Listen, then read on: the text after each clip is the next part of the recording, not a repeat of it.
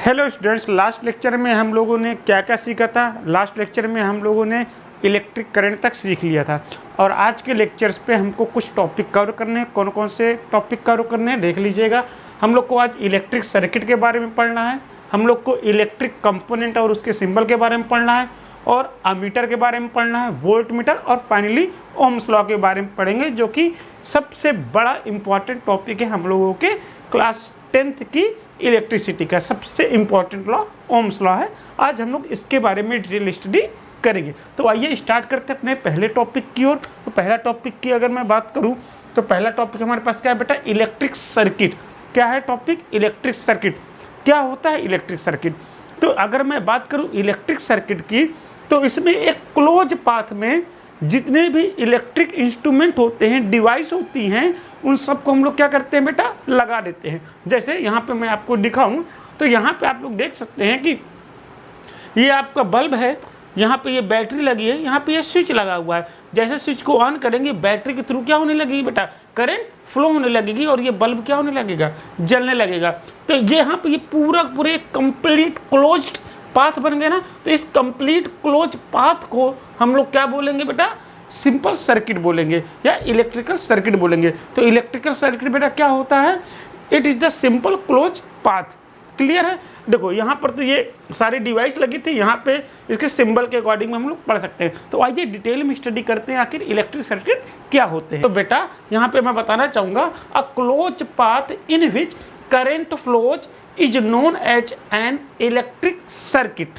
एक ऐसा close path जहां पे इलेक्ट्रिक करंट फ्लो कर सकता है, उस पाथ को हम लोग क्या कहेंगे, उस पाथ को हम लोग इलेक्ट्रिक सर्किट कहेंगे। Electric circuit comprises of electrical components. बेटा इनमें क्या होते हैं, सारे इलेक्ट्रिकल कंपोनेंट्स को हम लोग इसमें लगा देते हैं। बात करूं इलेक्ट्रिक कंपोनेंट्स की, तो यहाँ पे बैटरी लगी हुई है, बल्ब लगा हुआ है एंड स्विच लगा हुआ है। ठीक, अब यहाँ पर अगर मैं बात करूं तो सेम चीज़ है, यहाँ पे डिवाइस के साथ है। इन डिवाइस को यहाँ पे सिंबॉलिक रिप्रेजेंटेशन किया गया है, बल्ब को, बैटरी को एंड स्विच को, जो हम लोग यूज करेंगे फिजिक्स में सिंबल्स, उन सिंबल्स के अकॉर्डिंग यहाँ पे बना करके हमको ये सर्किट दे दिया गया है। तो circuit diagram with actual instrument, circuit diagram with symbols. तो बेटा सिंपल सी बात है, इलेक्ट्रिक सर्किट क्या होता है, एक क्लोज पाथ होता है। चलिए, डायरेक्शन ऑफ करंट, इस इलेक्ट्रिक सर्किट में करंट की डायरेक्शन क्या होगी।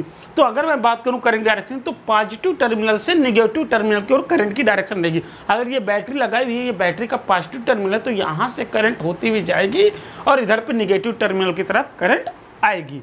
ठीक, तो यहाँ पर हम लोग देख सकते हैं। इसके बाद इलेक्ट्रिकल स्विच यहाँ पे लगा था, इसका सबसे इंपॉर्टेंट काम होता है इलेक्ट्रिकल स्विच का। आइए बात करते हैं इलेक्ट्रिकल स्विच क्या होता है। ठीक, A switch is a simple device that either breaks the circuit or completes it. Switch का काम क्या होता है भाई, हमको अगर करंट को फ्लो करवाना है बेटा, तो एक क्लोज पाथ होना जरूरी है। बिना क्लोज पाथ के क्या कभी भी आपका करंट फ्लो हो पाएगा? नहीं फ्लो हो पाएगा। ये जो स्विच होता है बेटा, ये उस क्लोज पाथ को ब्रेक डाउन भी कर देता है, जिससे करंट का फ्लो रुक जाता है, और यही स्विच आपका क्या करता है, क्लोज पाथ को कंप्लीट कर देता है, जिससे क्या होता है बेटा, करंट का फ्लो स्टार्ट हो जाता है। अगर आप लोग दिमाग लगाओ, कभी भी आप लोग ने साइकिल चलाई होगी, साइकिल पे देखे होगे अगर बेटा आप लोग, तो बहुत ही सिंपल सा तरीका मैं बताऊं। साइकिल पे आप लोग देखे होगे, इस जगह पे यहाँ पे साइकिल होती है, हाँ जी, ओके, यहाँ पर आपका पीछे भी एक रिंग होती है, यहाँ पे एक चैन होती है। क्या होती है? चैन होती है। यहाँ पे अपन लोग क्या मारते हैं, पैडल मारते रहते हैं। ठीक है ना, यहाँ से आप लोग पैडल मारते रहते हैं। तो देखो, जैसे तुम इसको घुमाओगे वैसे ये चैन क्या होगी, ये चैन पे मान लीजिए, देखो ये चैन क्या होगी, आगे की ओर बढ़ेगी, आगे की ओर बढ़ेगी। लेकिन अब बताओ, अगर कहीं से ये चैन ब्रेक डाउन हो गई, कहीं से ये चैन क्या हो गई, टूट गई, तो बताओ ये क्या चैन पूरी राउंडिंग घूमेगी क्या? घूमेगी क्या? नहीं घूमेगी ना। एच इट इज सेम यहाँ पर भी होता है कि इस पाथ को पूरा का पूरा क्या होना चाहिए बेटा, क्लोज होना चाहिए, तभी इलेक्ट्रिक जो आपके चार्जेस होंगे वो क्या होंगे, घूमेंगे। और यहाँ पे ये काम देखो, जो हम लोग पैडल मारते हैं ना, इसको घुमाने का काम करते हैं, मतलब इसको क्या करते हैं, इसको हम लोग क्या करते हैं बेटा, इसको हम एनर्जी देते हैं, प्रेशर देते हैं, पुश करते हैं। तो वैसे ही यहाँ पे ये पुश करने का काम कौन कर रहा है बेटा, बैटरी कर रही है पुश करने का काम। चार्ज को पुश करने का काम कौन कर रहा है, बैटरी कर रही है। तो यहाँ से बैटरी पुश करेगी, धक्का मारेगी, और यहाँ से इलेक्ट्रिक करंट क्या होगा बेटा, राउंड राउंड चलता रहेगा। समझ में आए? तो देखिए बात करते हैं when the switch is turned on it closes the gap. Clear. अब देखो ये जो बेटा गैप है ना, गैप, ये गैप है, जब इस गैप में अभी क्या है बेटा, अभी यहाँ पर इस गैप की अगर मैं बात करूँ, देखो बेटा अभी यहाँ पे सर्किट कंप्लीट नहीं है क्योंकि ये गैप है, यहाँ पे क्या है, गैप है। अब जैसे ही जब ये गैप रहेगा बेटा, उस समय क्या रहेगा, when the switch is of it makes a gap in the circuit, thus electricity cannot flow through the circuit and the bulb does not glow। Clear. मतलब अगर ये ओपन रहेगा, यहाँ से देखिए यहाँ पे टच नहीं है, स्विच ऑफ है, मतलब गैप है यहाँ पे, तो ये सर्किट कंप्लीट नहीं है, इलेक्ट्रिसिटी फ्लो करेगी नहीं और ये बल्ब जलेगा नहीं। अगर मैं बात करूँ यहाँ पे बेटा, यहाँ पे आप लोग देख सकते हैं when the switch is turned on it closes the gap, thus the electricity is able to flow and make the device work and the bulb glow. Clear. तो जैसे ही मैं इसको ऑफ कर दूंगा, यहाँ पे देखो अब ये क्या होगा, कंप्लीट, कोई गैप नहीं है, अब ये आपका सर्किट क्या कंप्लीट है। अब यहाँ पे ये बल्ब क्या करने लगेगा, ग्लो करने लगेगा। ठीक। तो यहाँ पर तो बेटा हम लोगों ने क्या सीखा, यहाँ पर हम लोगों ने सीख लिया इलेक्ट्रिक सर्किट के बारे में। ठीक। आप चाहे तो इसका स्क्रीनशॉट ले सकते हैं। ओके, ले लिया। नेक्स्ट देखते हैं, आगे बात करते हैं हम लोग, जो हमारा सेकंड टॉपिक था। सेकंड टॉपिक है हमारा symbols of components in electric circuit. जैसे अभी अभी मैंने आप लोगों को यहाँ पर दिखाया था कि अब आप लोग बार बार जब आपको इलेक्ट्रिक सर्किट बनाना पड़ेगा तो आप ये लोग ये बल्ब थोड़ी नहीं बनाओगे, ऐसे ये स्विच थोड़ी नहीं बनाओगे, बैटरी थोड़ी नहीं बनाओगे, इनके कुछ सिंबल्स होंगे ना। देखो जैसे इसको हम लोगों ने सिंबॉलिक रिप्रेजेंटेशन दिया हुआ है कि नहीं दिया हुआ, यहाँ पे बैटरी का सिंबल बना है, यहाँ पे बल्ब का सिंबल बना है, यहाँ पे स्विच का सिंबल बना है। वैसे ही हर एक इलेक्ट्रिकल डिवाइस के सिंबल्स होते हैं। क्या होते हैं, हर एक इलेक्ट्रिकल डिवाइस के सिंबल्स होते हैं। उन सिंबल्स को थोड़ा सा हम लोग को सीख लेना है, इसको थोड़ा सा आपको याद करना पड़ेगा या प्रैक्टिस करनी पड़ेगी, देन ये आ जाएगा। अगर मैं बात करूँ इलेक्ट्रिक सेल की, तो सेल पे क्या होता है, ये एक बड़ी डंडी रहेगी और एक छोटी लाइन रहेगी। अब बड़ी वाली लाइन को क्या बोलेंगे बेटा, पॉजिटिव, छोटी वाली लाइन को क्या बोलेंगे, निगेटिव। अच्छा, बैटरी क्या होती है, battery is the combination of cell, कई सेल को कंबाइन करके क्या बनाई जाती है, बैटरी बनाई जाती है। तो यहाँ पे देख सकते हैं आप लोग, यहाँ पे देखो सेल को कंबाइन कर देंगे तो ये बैटरी बन जाएंगे, तो ये बैटरी का सिंबल हो गया। ठीक है ना। प्लग और या की अभी बता ना, स्विच को सिंबल कैसे होगा, स्विच का सिंबल ऐसा होगा जब स्विच क्या रहेगी, ओपन रहेगी। जब स्विच क्लोज रहेगी तो यहाँ पे एक पॉइंट आ जाएगा, तो ये क्लोज स्विच का सिंबल है। वायर ज्वाइंट का सिंबल, ये जहाँ पे तीन वायर आपस में ज्वाइंट हो, ठीक है ना, यहाँ पे क्या है, वायर ज्वाइंट ना हो, एक वायर के ऊपर दूसरी वायर क्या करे, क्रॉस करे, तो इस प्रकार के सिंबल का इस्तेमाल करेंगे। इलेक्ट्रिक बल्ब का सिंबल ऐसा बना दो या ऐसा बना दो। ठीक है ना। इसके बाद आगे अभी हम लोग पढ़ेंगे ओम्स लॉ में रेजिस्टेंस। ठीक है बेटा, रेजिस्टेंस, तो रेजिस्टेंस का सिंबल कैसा होता है, ऐसा होता है, ये रेजिस्टेंस का सिंबल होता है। और आगे हम लोग पढ़ेंगे वेरिएबल रेजिस्टेंस। ये तो क्या, यूनिफॉर्म रेजिस्टेंस, फिक्स रेजिस्टेंस का सिंबल ऐसा होगा, लेकिन जब वेरिएबल रेजिस्टेंस रहेगा उसको रियोस्टेट बोलते हैं, उसका सिंबल बेटा ऐसा रहेगा, ऐसा बनाओ या ऐसा बनाओ। इनको थोड़ा प्रैक्टिस करोगे आप लोग, देन आप लोग इनके बारे में सीख जाओगे। ओके, कॉपी करना चाहो तो कर ले सकते हैं आप लोग। ओके, कुछ और सिंबल बच्चे उनको भी देख लेते हैं। रियोस्टेट का सिंबल बता ही दिया। इसके बाद गैल्वेनोमीटर एक इंस्ट्रूमेंट होता है, डिवाइस होता है, जिससे हम लोग क्या करते हैं बेटा, इलेक्ट्रिक करंट और वोल्टेज दोनों को नाप सकते हैं। उसका सिंबल ऐसा होता है। अमीटर का सिंबल ऐसा होता है, वोल्ट मीटर का सिंबल ऐसा होता है। आगे भी मैं पढ़ाने जा रहा हूँ कि अमीटर क्या है, वोल्ट मीटर क्या है, बट इनके सिंबल आप लोग देख लीजिए कैसे होते हैं। ठीक, चलिए आगे बढ़ते हैं, बात करते हैं हम लोग अपनी डिवाइस की। डिवाइस क्या है, अमीटर। हम लोग के क्लास 10th में क्या है, इलेक्ट्रिसिटी में बहुत सारी डिवाइसेस पढ़नी होती हैं, तो उसमें से एक डिवाइस है अमीटर। अमीटर एक्चुअली अगर आप लोग देखोगे अपने स्कूल की लैब में, तो कुछ इस प्रकार का आपको अमीटर देखने को मिलेगा। यहाँ पे क्या होते हैं बेटा, यहाँ पे आपकी वायर लगाने के लिए होते हैं, ये वायर यहाँ पे टच कर देंगे, यहाँ पे टच कर देंगे, और यहाँ पे इस सर्किट के यहाँ पे ये ए लिखा है ना, तो इसी को वायर के सहारे इस सर्किट पे अपन लोग क्या कर देते हैं, ऐड कर देते हैं। अमीटर का काम क्या होता है, अमीटर का काम होता है बेटा इलेक्ट्रिक करंट को मेजरमेंट करना। इस पूरे सर्किट में जो इलेक्ट्रिक करंट फ्लो हो रही होगी उसको क्या करेगा अमीटर, उसको अमीटर मेजरमेंट करेगा। ठीक, तो an ammeter is a device या instrument used for measuring large electric current in a circuit. Electric circuit में लार्ज अमाउंट में जो भी करंट जाएगा उसको ये क्या करेगा बेटा, मेजर कर लेगा। ठीक है, ओके। अब देखिए, for this purpose it is put in series with the circuit in which the current is to be measured for accurate measurement. ठीक, करंट का एक्यूरेट मेजरमेंट करने के लिए हम लोग क्या लगाते हैं, इसको बेटा सीरीज में लगाते हैं। अभी आगे आप लोग सीखोगे सीरीज और पैरेलल क्या होता है, ठीक है। तो सीरीज में क्या होता है बेटा, ये जैसे पूरा ये सर्किट है ना, तो इसी सर्किट की लाइन पे ही लगा देंगे। ये एक वायर है ना, जैसे ये आपके ये रखिए, ये ऐसे बैटरी गई और ये बैटरी है, ठीक है ना। अब ये वायर जा रही है, ये वायर जा रही है, तो आपने क्या किया, इसको इसी वायर पे लगा दिया। क्या लगा दिया, इसी वायर पे लगा दिया। यहाँ पे आपने क्या लगाया है, बल्ब लगाया है, ठीक है ना, इसी वायर पे लगा दिया। और पैरेलल किसे कहते हैं, पैरेलल। अगर आपने क्या किया, इस वायर पे एक मतलब कहने का यहाँ पे और यहाँ से एक वायर को यहाँ पे ले जाके यहाँ पे जब कोई चीज़ लगा दोगे, ये क्या होता है बेटा, ये पैरेलल पोजीशन होती है। उसी वायर पे लगा दोगे बीच में, उसको क्या बोलेंगे, सीरीज बोलेंगे। और एक अलग से वायर इस टर्मिनल में लगा के, यहाँ से जा रहा है ऑलरेडी करंट, ठीक है ना, आपने यहाँ से भी एक और कनेक्शन ले लिया, उसके साथ दूसरा कनेक्शन ले लिया, इसको क्या बोलते हैं बेटा, पैरेलल बोलते हैं। क्या बोलते हैं बेटा, पैरेलल। तो अभी आप लोग सीखिए, थोड़ा सा आगे और अच्छे से समझ में आएगा सीरीज और पैरेलल क्या होते हैं, ठीक। अभी फिलहाल के लिए आपके लिए इतना ही जरूरी है। तो हम लोग बात करें अगर इसकी, तो हम लोग इसको किस में जोड़ेंगे, ये बहुत इंपॉर्टेंट क्वेश्चन है, बोर्ड एग्जाम में भी पूछा जाता है कि अमीटर को सर्किट में कैसे जोड़ते हैं। तो अमीटर को सर्किट में बेटा सीरीज में जोड़ते हैं। कैसे जोड़ते हैं बेटा, सीरीज में जोड़ते हैं। क्लियर है, ओके। और अमीटर का जो रेजिस्टेंस होता है बेटा, रेजिस्टेंस का मतलब क्या होता है, जो करंट को रोकता है। ओम्स लॉ में डिटेल स्टडी करेंगे, लेकिन थोड़ा सा जान लीजिए अमीटर क्या होता है बेटा। अभी इतना जानो कि रेजिस्टेंस क्या होता है।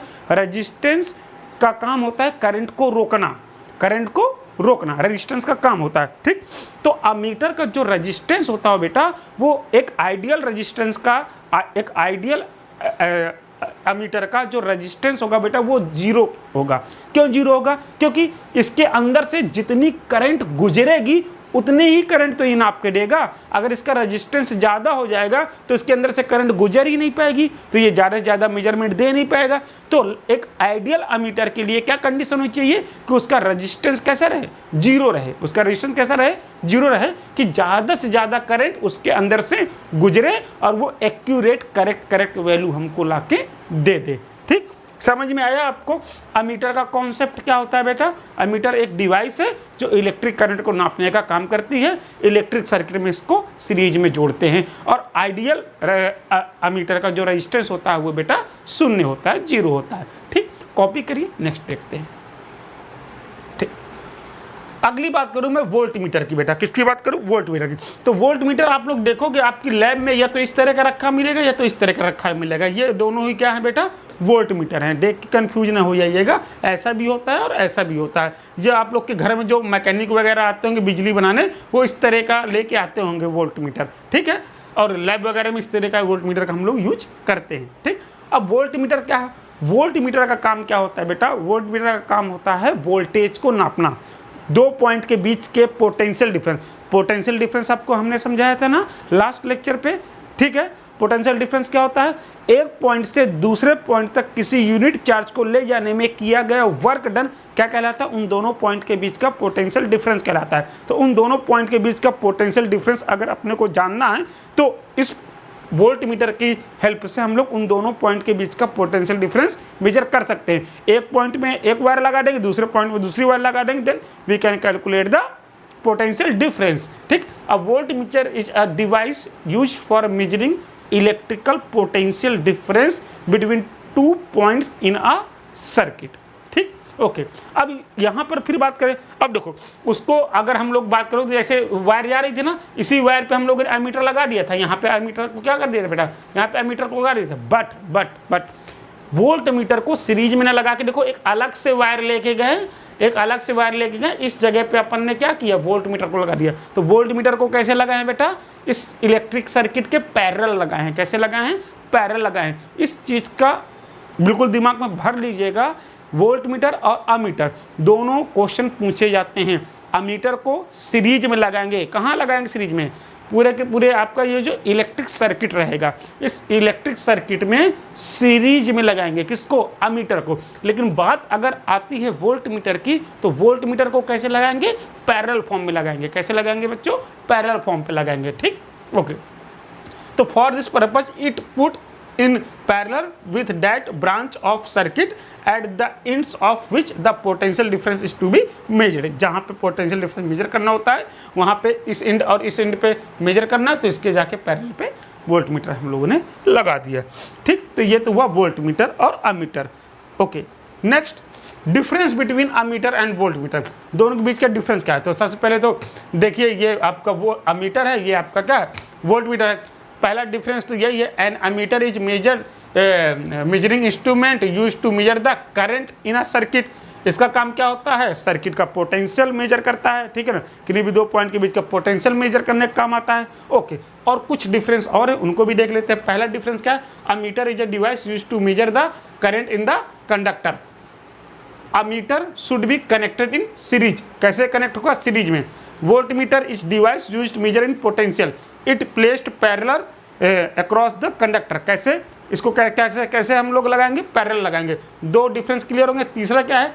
As it is a low resistance device it is connected in series. क्या है बेटा? ये लो रेजिस्टेंस, मैंने बताया ना, लगभग एक आइडियल कंडीशन के लिए तो जीरो होना चाहिए, बट जीरो रेजिस्टेंस हम लोग कर नहीं पाते, लेकिन बहुत बहुत बहुत लो रेजिस्टेंस होना चाहिए। किसका? अमीटर का। लेकिन वोल्ट मीटर का कैसा होना चाहिए बेटा? वोल्ट मीटर हाई रेजिस्टेंस का होना चाहिए। कैसा होना चाहिए? हाई रेजिस्टेंस का। एक आइडियल वोल्ट मीटर की अगर मैं बात करूं तो उसका रेजिस्टेंस क्या होना चाहिए? इन्फिनिट होने चाहिए। क्या होना चाहिए? इन्फिनिट होना चाहिए, ठीक। बट इन्फिनिट हो नहीं सकता, तो बहुत हाई रेजिस्टेंस होना चाहिए वोल्ट मीटर का, ठीक।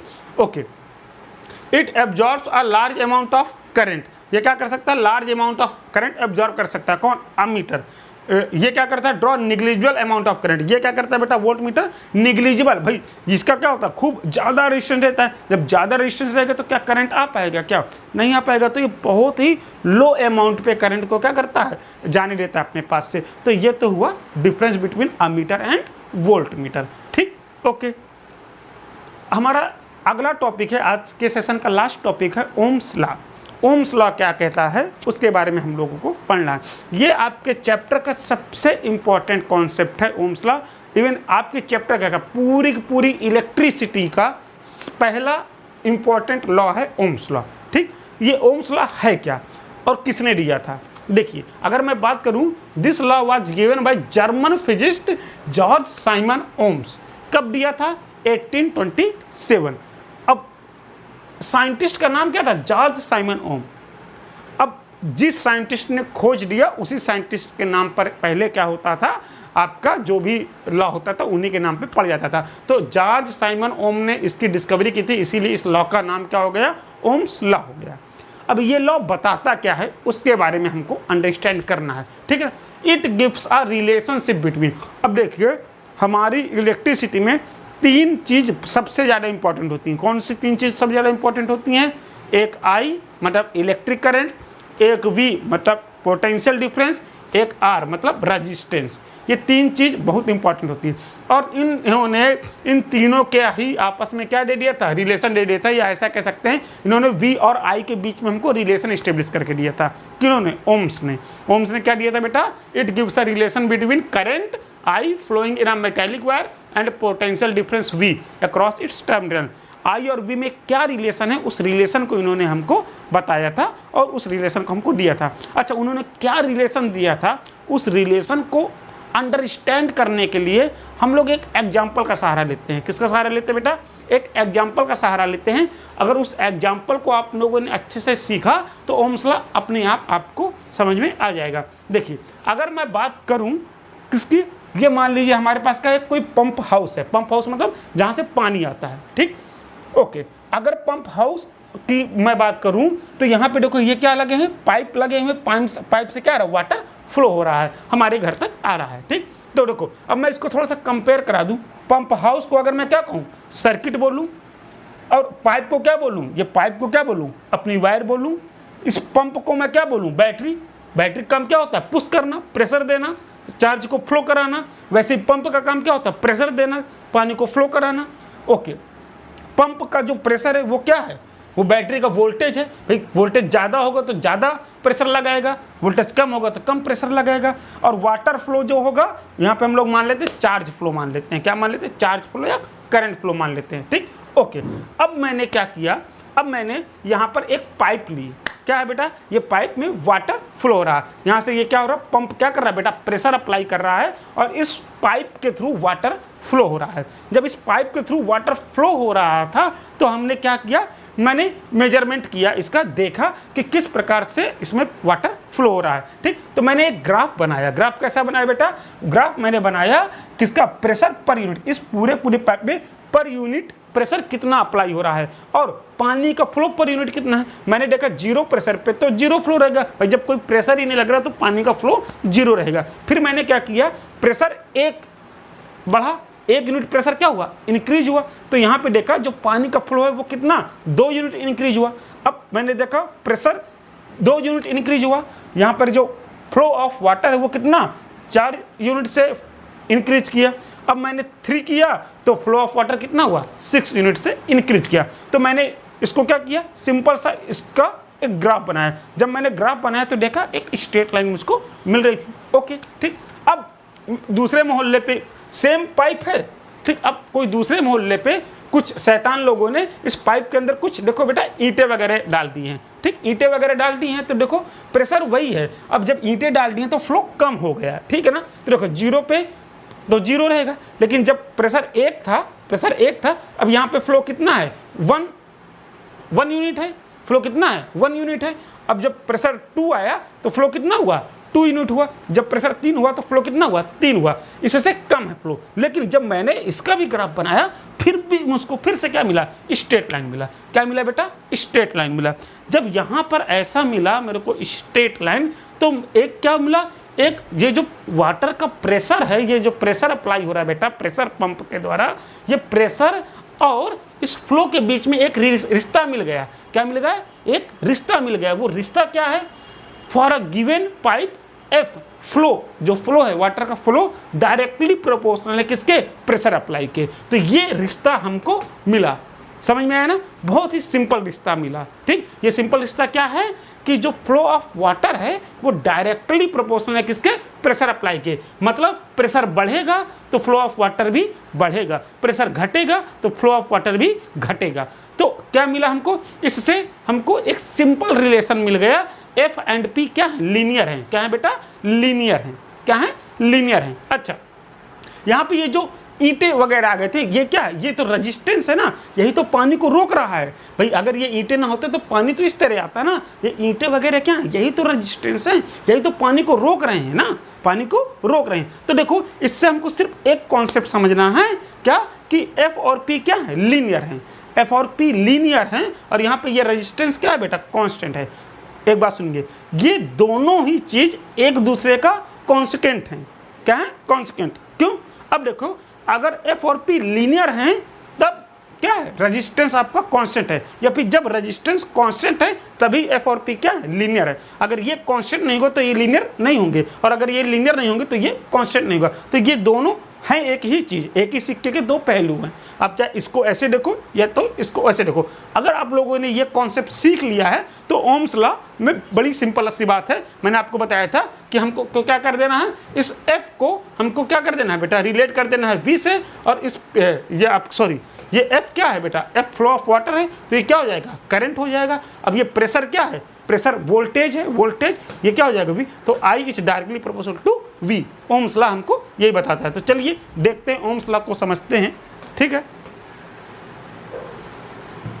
ओम्स लॉ को समझते हैं, गौर से देखते हैं। अब देखो, हाँ, according to this law the electric current flowing through a conductor is directly proportional to the potential difference applied across its ends, providing the physical condition such as temperature remains unchanged। मतलब देखिए, अगर मान लीजिए कोई circuit है बेटा, हमारे पास क्या है? सर्किट है। सर्किट में क्या है? मान लीजिए बैटरी लगी हुई है। बैटरी का काम क्या होता है बेटा? बैटरी का काम क्या होता है? बैटरी का काम होता है चार्ज को चलाना। बैटरी काम क्या होता है?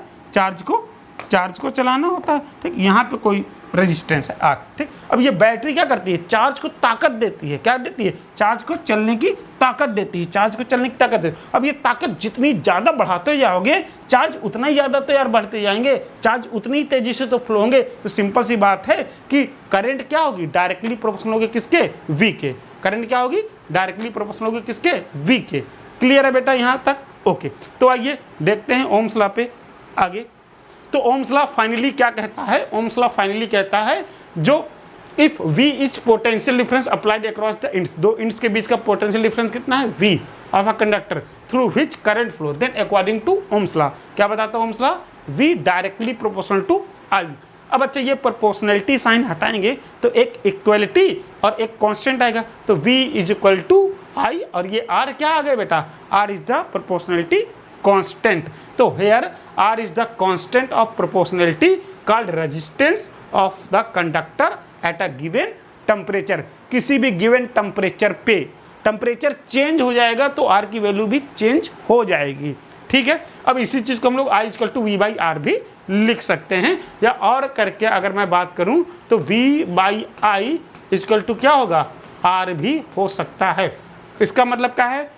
सर्किट में एवरी टाइम V और I का रेशियो क्या होगा? इक्वल रहेगा। अगर V जिस रेशियो से बढ़ेगा उसी रेशियो से I भी बढ़ेगा। इन दोनों का जो भी रेशियो आया करेगा वो ही क्या रहेगा? उस सर्किट पूरे इलेक्ट्रिक सर्किट का रेजिस्टेंस रहा करेगा, ठीक। V बाई I का रेशियो क्या रहेगा? एक कांस्टेंट रहेगा, because R is the constant, ठीक। तुम जितना पोटेंशियल इंक्रीज करोगे उतना ही करंट इंक्रीज होगा, तब तो दोनों का रेशियो इक्वल आएगा। तो ये क्या हुआ? Ohm's law. अब आगे देख सकते हैं, from the above formula it is clear that current is inversely proportional to resistance. देखिएगा यहाँ से अगर हम लोग बात करेंगे, यहाँ से देखेंगे तो करंट क्या है बेटा? इनवर्सली प्रोपोर्शनल हो गई ना रेजिस्टेंस के। अभी अभी मैंने तुमको वहाँ पे बताया था, ठीक। शैतान बच्चे थे, उन्होंने पाइप में क्या डाल दिया था? खूब सारे पत्थर वत्थर डाल दिए थे, तो वाटर फ्लो कम हो गया था। वाटर फ्लो मतलब अब यहाँ पे समझो करंट, क्या समझो? करंट। उस ईंटे पत्थर को क्या समझो? रेजिस्टेंस। समझ में आया ना? तो जैसे रेजिस्टेंस बढ़ेगा वैसे करंट कम हो जाएगा कि नहीं कम हो जाएगा? अगर रेजिस्टेंस बिल्कुल साफ रहेगा, कोई पत्थर नहीं रहेगा, बिल्कुल खूब तेजी से वाटर का फ्लो होगा। जब बिल्कुल कम रेजिस्टेंस रहेगा तो करंट का चार्ज का फ्लो तेजी से होगा, तो करंट इंक्रीज होगी। तो यहाँ पे I इनवर्सली प्रोपोर्शनल किसके? R के। रेजिस्टेंस अगर बढ़ेगा तो करंट की वैल्यू क्या होगी बेटा? घटेगी।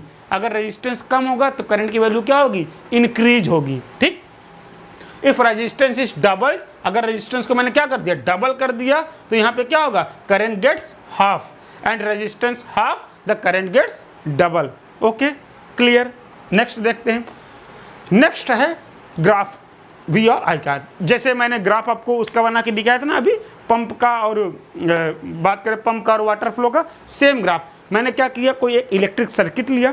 इलेक्ट्रिक सर्किट, आप इसका एक्सपेरिमेंट अपने स्कूल पे करोगे, लैब में करोगे एक्सपेरिमेंट, ठीक है ना। लैब में आपके पास क्या रहेगी? बैटरी रहेगी। आप लोग बैटरी से क्या करोगे? उसका पोटेंशियल चेंज करते जाओगे। मैंने एक सर्किट लिया, ये पोटेंशियल है, ठीक है ना, पोटेंशियल डिफरेंस है। मैंने यहाँ पहले दो रखा तो उसका करंट कितना? 0.5। अब मैंने उसका उस पर क्या होता है बेटा? एक एक्चुअली के बटन रहेगी, उस बटन को ऐसे क्या करोगे आप लोग? मूव कराओगे। अब मैंने पोटेंशियल 4 कर दिया तो करंट कितना हो गया? 1 हो गया। अब मैंने उसको फिर घुमाया, पोटेंशियल 8 कर दिया। अब मेरे पास अमीटर भी लगा है ना, अमीटर से मैंने करंट नापा, 2 आया। अब 10 कर दिया तो करंट इतना हो गया, 12 कर दिया तो करंट इतना हो गया। अब मैंने इसी चीज़ को ग्राफ में प्लॉट किया तो मुझको क्या मिली? एक स्ट्रेट लाइन मिली। तो यही क्या होता है बेटा? ये किसके किसके बीच का ग्राफ हो गया? V और I के बीच का ग्राफ हो गया। किसके बीच का ग्राफ हो गया बेटा? V और I के बीच का ग्राफ हो गया। ये क्या हो गया? I, एंड ये क्या हो गया? V हो गया। तो ये क्या होता है? VI graph. किसके लिए? ओम्स लॉ के लिए। The graph between the potential difference V and the corresponding current I is found to be straight line passing through the origin from ohmic conductor। ठीक बच्चा। अब देखिए यहाँ पे एक चीज़ और है। अब देखो, अगर मैं बात करूँ, आप लोगों को अगर मैंने दिखाया हो, आप लोग को याद हो अभी कॉन्सेप्ट थोड़ी देर पहले का, यहाँ पे देखो, यहाँ पे जो स्लोप है वो क्या? काफ़ी स्टीप स्लोप है कि नहीं? और यहाँ पे देखो थोड़ा सा क्या हो गया? स्लोप कम हो गई है ना। जब देखो क्या हुआ है, यहाँ पे रेजिस्टेंस, यहाँ पे कोई पत्थर उत्थर नहीं था तो स्लोप क्या थी? स्टीप थी। यहाँ पे रेजिस्टेंस इंक्रीज हो गया है तो स्लोप क्या हो गया है? घट गया है। तो यहाँ पे देख सकते हो आप लोग, यहाँ पे देख सकते हो कि जब देखो बेटा, जब रेजिस्टेंस ज़्यादा रहेगा तो देखो ये स्लोप क्या रहेगी? ज़्यादा रहेगी। स्लोप क्या रहेगी बेटा? ज़्यादा रहेगी कि नहीं ज़्यादा रहेगी? है। अब जब रेजिस्टेंस की वैल्यू देखो 10 हो गई तो ये स्लोप क्या हो गई? कम हो गई। मतलब ये स्लोप किसको रिप्रेजेंट करती है? ये स्लोप रिप्रेजेंट करती है बेटा रेजिस्टेंस की वैल्यू को। किसकी वैल्यू को रिप्रेजेंट करती है? रेजिस्टेंस की वैल्यू को रिप्रेजेंट करती है। तो this is the VI graph for Ohm's law. Simple सी एक चीज याद रखना है आपको, क्या? V equal to IR। क्या याद करना है? V equal to IR। But simple सा V directly equals to I और V equal to I R. यही है आपका सिंपल ओम्स लॉ का फॉर्मूला। ठीक है, कोई दिक्कत? Clear, okay. आगे लिमिटेशन क्या है ओम्स लॉ की? देखो ओम्स लॉ की लिमिटेशन क्या है? The temperature and physical state of a material has to remain constant. जो मटेरियल की फिजिकल स्टेट है वो बेटा कांस्टेंट। ठीक, okay. Ohm's law is not a universal law, मतलब हर जगह ओम्स लॉ जरूरी नहीं कि काम करे, हर जगह ओम्स लॉ, हर कंडक्टर पे ओम्स लॉ काम करे ऐसा जरूरी नहीं है। तो ये यूनिवर्सल लॉ नहीं है। अच्छा, जिन कंडक्टर पे ये काम करता उन कंडक्टर को ओमिक कंडक्टर कहते हैं, जिन कंडक्टर पे ये काम नहीं करता उन कंडक्टर्स को नॉन ओमिक कंडक्टर कहते हैं। ठीक, और बेटा मतलब जितने भी आपके सेमी कंडक्टर्स होते हैं, डायोड होते हैं, ट्रायोड होते हैं, उनमें तो ये काम करता ही नहीं है, तो सारे के सारे नॉन ओमिक कंडक्टर होते हैं। ठीक है, और उन्हीं की वजह से आज ये दुनिया बनी भी हुई है। पता है आपको, कंप्यूटर, एलसीडी, मोबाइल, ये सब में क्या है आपके वो डायोड ट्रायोड यूज होते हैं। ठीक है, और उसमें ये ओम्स लॉ काम नहीं करता है। आगे की क्लासेस पे आप लोग पढ़ोगे। ठीक, अच्छा देख सकते हैं आप लोग what are ohmic and non ohmic conductor. क्या है बेटा? तो ohmic and non ohmic conductor में देखो, देख सकते हैं, देखो अगर ये क्या स्ट्रेट लाइन मिल रही है मतलब ओमिक डिवाइस है, अब ये स्ट्रेट लाइन नहीं मिल रही मतलब ये नॉन ओमिक कंडक्टर है। ठीक, समझ में आ गया? तो ये यूनिवर्सल नहीं है और यहाँ पे आप लोग ऐसे इसको बता सकते हैं। ठीक है, आप लोग यहाँ पे इसको इस प्रकार से बता सकते हैं। ठीक, तो ये आपका क्या हो गया? ओम्स लॉ फिनिश हो गया। किसी को कोई डाउट हो, कोई प्रॉब्लम हो, आप लोग कमेंट कर सकते हैं। बाकी आप लोग को अगली नेक्स्ट वीडियो पे हम लोग पढ़ेंगे रेजिस्टेंस और कॉम्बिनेशन ऑफ रेजिस्टेंस और रेजिस्टिविटी, और ओम्स लॉ के ढेर सारे न्यूमेरिकल्स करेंगे। Okay, thank you.